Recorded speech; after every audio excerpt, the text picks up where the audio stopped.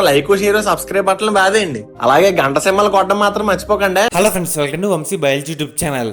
ఈ రోజు వీడియోలో టాపిక్ ఏంటంటే ఇంటర్ పేపర్ క్వశ్చన్ వచ్చేసరికి ఏ విధంగా చేస్తారో మీకైతే ఫుల్ ప్రాసెస్ కూడా ఎక్స్ప్లెయిన్ చేయడం జరుగుతుంది. సో ఫ్రెండ్స్, వీడియోలోకి వెళ్ళే ముందు చాలా మంది కొన్ని డౌట్స్ కూడా అడిగారన్నమాట. సో పేపర్ క్వశ్చన్ గురించి అవి కూడా మీకు ఎక్స్ప్లెయిన్ చేసిన తర్వాత మీకు పేపర్ క్వశ్చన్ కూడా చెప్తాను. సో వీడియో ఎండ్ వరకు చూడండి. అండ్ ఈ వీడియోకి ఒక 500 లైకులు టార్గెట్ అన్నమాట. చాలా మంది చూస్తారా, లైక్ చేయండి. మరిన్ని ఇలాంటి వీడియోస్ కూడా చాలా వస్తాయి మన ఛానల్ నుంచి. సో ఫస్ట్ డౌట్ ఏంటంటే పేపర్ కరెక్షన్ సరికి ఈజీగా చేస్తారా లేదంటే టఫ్గా చేస్తారా? సో ఇది కూడా కోవిడ్ సిచ్యువేషన్. సో ఈ సిచ్యువేషన్లో కూడా చాలామందికి డైలీ ఇన్ని పేపర్స్ని సబ్మిట్ అని చేయాలి కన్ఫర్మ్గా వాళ్ళు. సో వాళ్ళు మెయిన్గా ఏం చూస్తారంటే పేపర్ ఫస్ట్ అదేంటి ప్రజెంటేషన్ ఎలా ఉంది, రైటింగ్ ఎలా ఉంది, అన్ని కంటెంట్ బాగుందా లేదా, మిస్టేక్స్ ఏమైనా ఉన్నాయా లేవా అన్నీ ఫస్ట్ చెక్ చేస్తారు. చెక్ చేసి ఈ పేపర్ మీద ఒక అవగాహన వాళ్ళకైతే వస్తుంది. సో ఈ అబ్బాయి బాగా రాసాడా రాయలేదా వాళ్ళకైతే తెలిసిపోతుంది. ఎందుకంటే కరెక్షన్ చేసే వాళ్ళందరూ సీనియర్స్. సో దాన్ని బట్టి అన్ని కరెక్ట్గా ఉంటే చూడరు. ఇన్ కేస్ అన్ని కరెక్ట్గా లేకపోతే పాయింట్ టు పాయింట్ చెక్ చేయడం జరుగుతుంది. సో మీ రైటింగ్ అన్నీ బాగుండాలి, అందుకే చెప్పాను. సో స్ట్రిక్ట్గా అయితే ఏమి చూడరు. సో ఫస్ట్ పైపోయిన అంతే తక్కువ టైంలో చూసుకుంటూ వెళ్ళిపోతారు. అంటే డైలీ ఇన్ని పేపర్స్ని సబ్మిట్ చేయాలి కదా, వాళ్ళు కూడా ఫాస్ట్గా చేయడానికి ట్రై చేస్తారు మ్యాక్సిమం. అండ్ మీ రైటింగ్ బాగుండాలి, ప్రజెంటేషన్ కూడా బాగుండాలి. అండ్ చాలామంది అంటున్నారు ఇంకో కామెంట్ ఏంటంటే లైన్ టు లైన్ చెక్ చేస్తారా?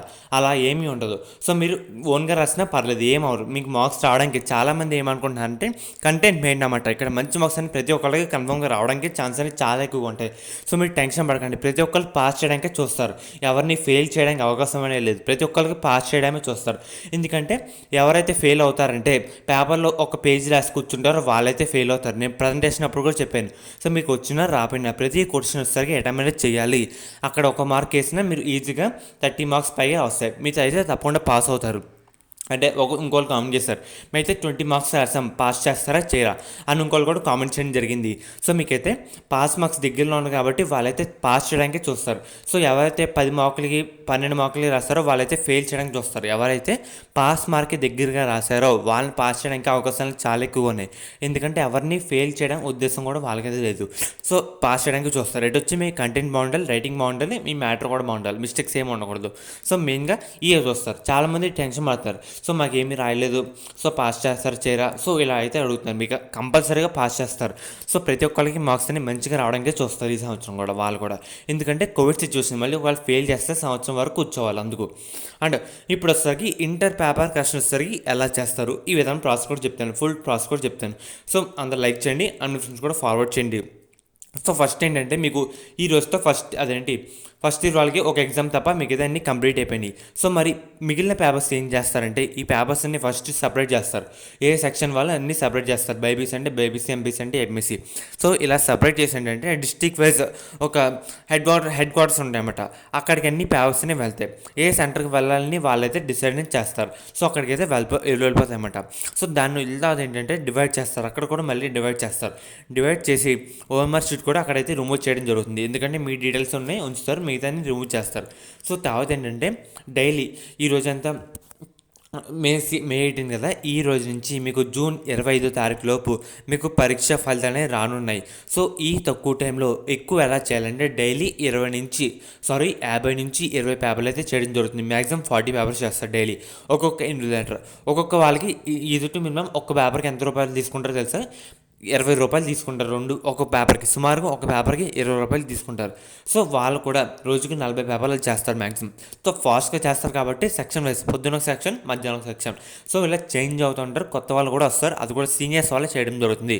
సో మీరు ఇంగ్లీష్ రోజు ఇంగ్లీష్ వాళ్ళు రావడం జరుగుతుంది. అండ్ అలాగే సాంస్క్రిట్ రోజు సాంస్క్రిట్ వాళ్ళు. సో ఏ సబ్జెక్ట్లో నైపుణ్యం ఉన్న వాళ్ళు వాళ్ళే రావడం జరుగుతుంది. సో ఇలా జరుగుద్ది అన్నమాట పేపర్ ప్రాసెస్ కూడా. సో డైలీ 40 పేపర్లు మ్యాక్సిమం టు మినిమం 50 పేపర్స్, ఎందుకంటే డేట్ కూడా తక్కువ ఉంది కదా.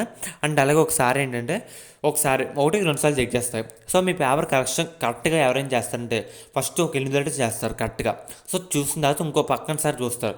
సో అది పక్కకి వెళ్ళిపోద్దామంట. పక్కకి వెళ్ళి ఏం చేస్తారంటే మీరు సెక్షన్ ఏలో ఎన్ని క్వశ్చన్స్ రాస్తారు, ఎన్ని మార్క్స్ వచ్చినాయి, అది మొత్తం ఓఎంఆర్ షీట్ మీద ఎంటర్ చేయడం జరుగుతుంది.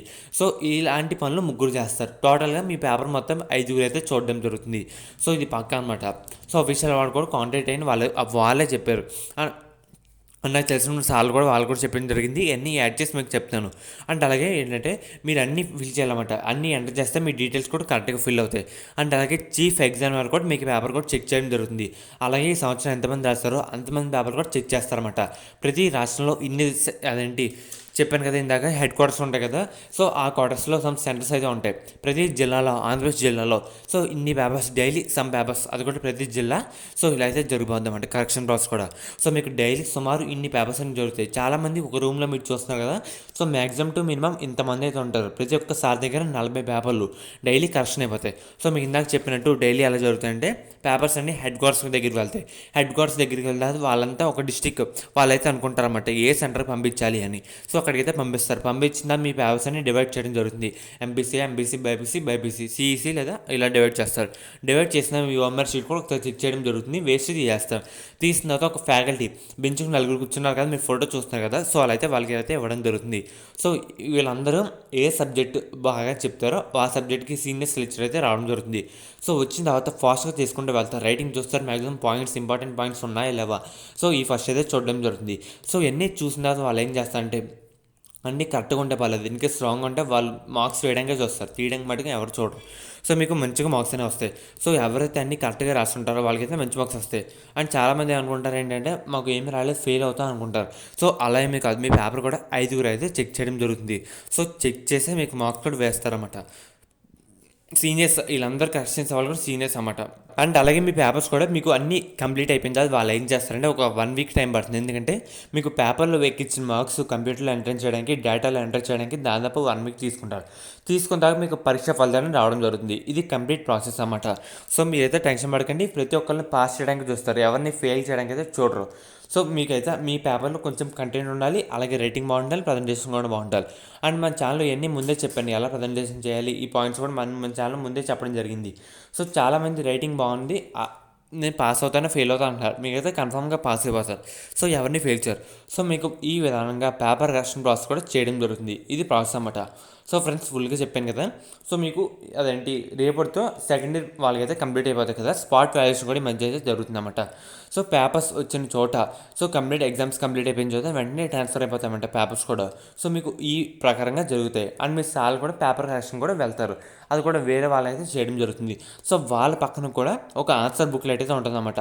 అదే answer scheme of valuation paper ప్రకారంగా మీకు మార్క్స్ అనేవి అలర్ట్ చేయడం జరుగుతుంది.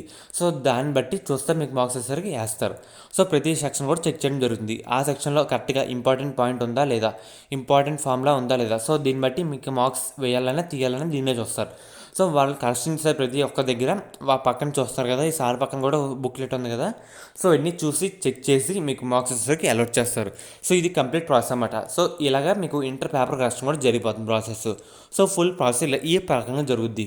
సో ప్రతి ఒక్కరిని పాస్ చేయడానికి చూస్తారు, మ్యాక్సిమం ఫెయిల్ చేయరు. ఎందుకంటే జూన్ 25 తారీఖు లోపు మీకు పరీక్ష ఫలితాలు సరికి అనౌన్స్ చేస్తారు. కాబట్టి డైలీ 50 పేపర్ల పైన కరెక్షన్ చేస్తారు. సో ఒక్కో పేపర్కి సుమారుగా 20 రూపాయలు తీసుకుంటారంట. సో తీసుకున్న దాన్ని బట్టి ప్రతి ఒక్క రూమ్కి సుమారు 100 పైగా సార్స్ అనేవి ఉంటాయి. సో ఈ ప్రకారంగా డైలీ సుమారు చాలా పేపర్స్ అనేవి కరెక్షన్ చేసుకుంటూ వెళ్తారు. సో ఈ కరెక్షన్ పేపర్ కూడా 5 అయితే చెక్ చేయడం జరుగుతుంది. సో ఇన్ని చెక్ చేస్తే మీకు మార్క్స్ సరికి అలర్ట్ చేస్తారు.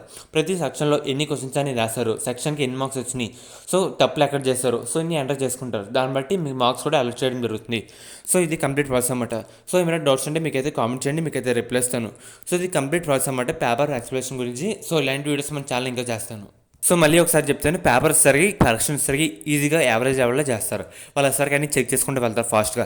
అండ్ ఏమైనా మీ పేపర్లో కూడా మిస్టేక్స్ అయినా ఉండకూడదు. అండ్ హ్యాండ్ రైటింగ్ కూడా మెయిన్ 9 to 9 అయితే చెక్ చేయరు. సో ఫస్ట్ ఏంటంటే మీ కంటెంట్ బాగుండాలి. అండ్ అలాగే ప్రతి ఒక్కరికి మంచి మార్క్స్ వేయడానికి ట్రై చేస్తారు. ఎందుకంటే కరోనా తర్వాత మీకు ఒకవేళ ఫెయిల్ చేసినా 1 year వేస్ట్ అవుతుంది. సో ఎవరిని ఫెయిల్ చేస్తారంటే పేపర్లో ఏమీ రాకుండా ఒక్క పేపర్ రాసి కూర్చుంటారో వాళ్ళని ఫెయిల్ చేస్తారు. అండ్ ఎవరైతే పాస్ మార్క్స్ దగ్గరగా రాస్తారో వాళ్ళైతే కన్ఫర్మ్గా పాస్ చేయడానికి ట్రై చేస్తారు మ్యాక్సిమం. సో మీకు ఆల్రెడీ మనం ఇందాక చెప్పినట్టు కంపల్సరీగా అన్నీ అయితే అటెంప్ట్ చేయాలి. సో దాన్ని బట్టి మీ మార్క్స్ వేయాలన్నా తీయాలన్నా డిసైడ్ అవుద్ది. మీకు ఇందాక చెప్పాను కదా, ఒకసారి రివైజ్ చేసుకోండి. సో దీన్ని బట్టి అయితే మీకు మార్క్స్ వస్తే అలర్ట్ చేస్తారన్నమాట.